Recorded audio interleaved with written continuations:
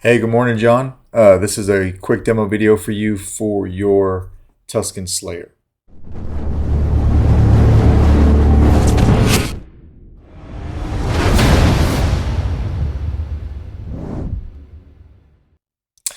This is an older model, I believe, because I've not really seen this one. It's got two different steps and dimensions on the inside of it.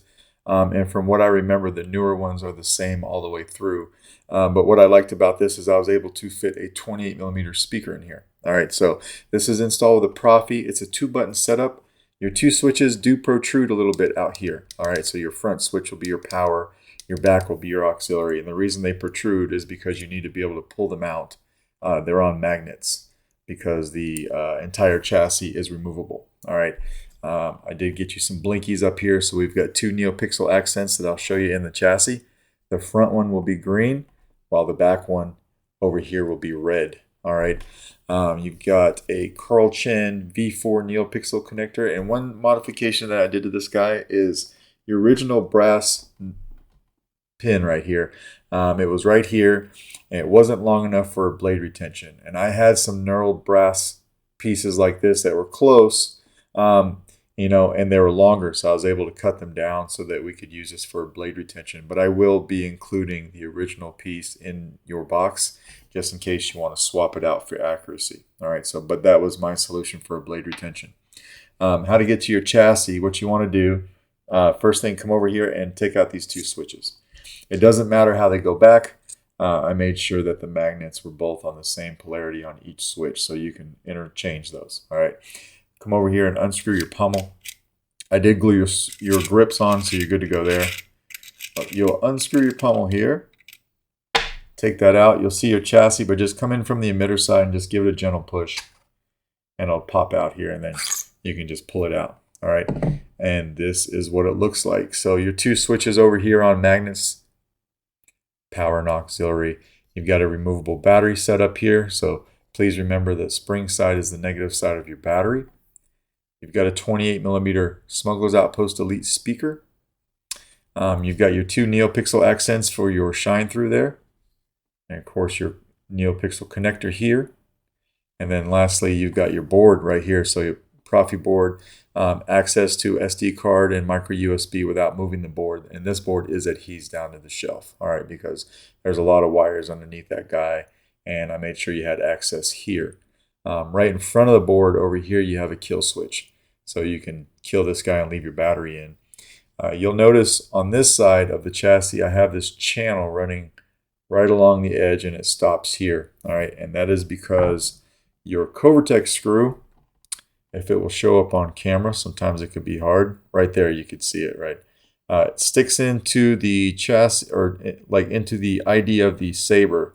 Rather than chop that down, I use that to clock the chassis correctly, so it only goes in one way, and it helps line up these switches, and then also, of course, your shine through. All right. So let's put a battery in this guy. I've got Kyberphonics Tusken Terminator on here for now, just to demo the Saber. If you like that and you want to keep it, let me know. We'll add $10 to the total of the install, and I'll pass that $10 on to Jesse. All right, but we'll throw a battery in. It snaps in there nice and tight, and then we can come over here and we can flip our kill switch, which is right here. I am a slow learner. So you can see on the outside, I've got red and green pulsing separately until we turn it on. Right, the green will stay on and the red will pulse when the blade is on. You've got twist off and you've got twist on. All right. Now, these are on timers as well, so if you don't turn this on right away, they'll time out so they don't kill your battery. All right, which will probably happen before we fire this up because I talk a lot.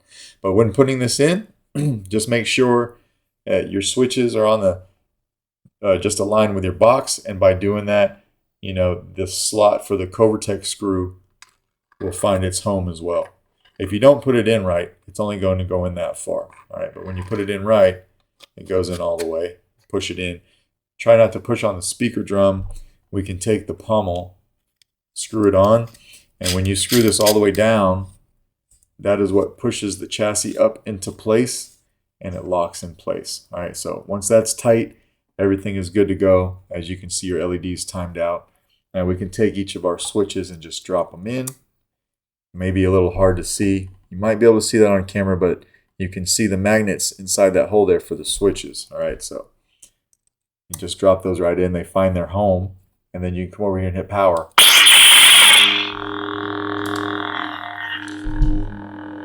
So you got that pulsing effect on your red, but this one stays solid. And then when we turn it off like that, it goes back and forth. All right, so we can come over here, loosen up that brass knob, put in our blade. This saber takes a 1-inch diameter Neopixel blade. All right, we can lock it in. So you can do whichever you want, right? You can twist it on, or you can tap it on right here.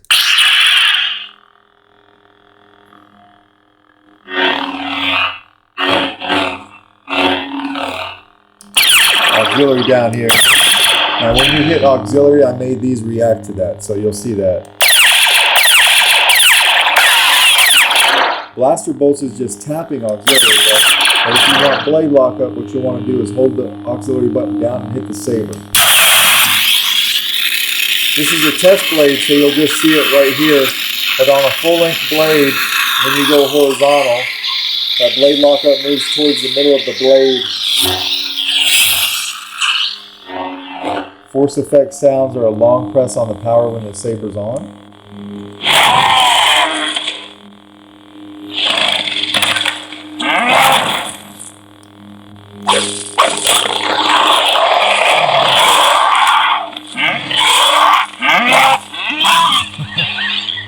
And then we turn it off. And if you want to play your soundtrack, it's a long press on the power when the blade is off. Let that play for a second so you can hear it.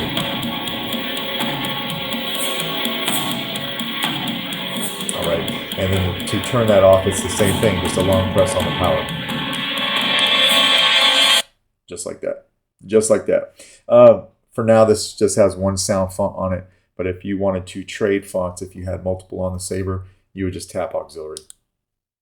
I've got a bad feeling about this. And that would bring you to the next font. All right, so we'll go ahead and we'll break this back down.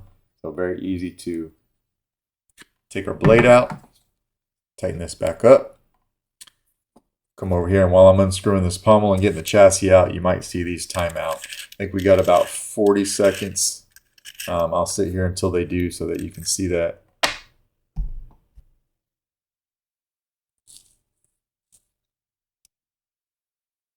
There we go, timed out. All right, so again, we'll just push it.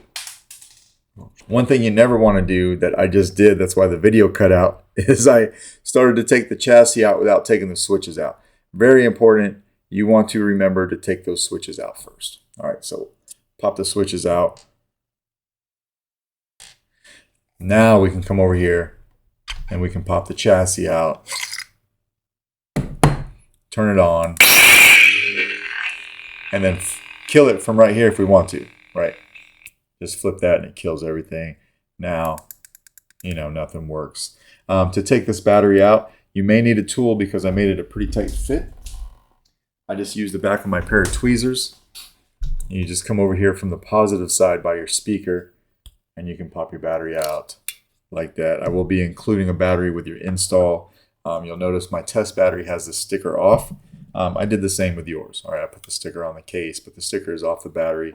I modeled my chassis to work without them, so that's what I did there. But that is basically your Tusken Raider, or your Tusken Slayer, rather. Let me know if you have any questions, and I will try to get this out in the mail to you by tomorrow. Thanks, man.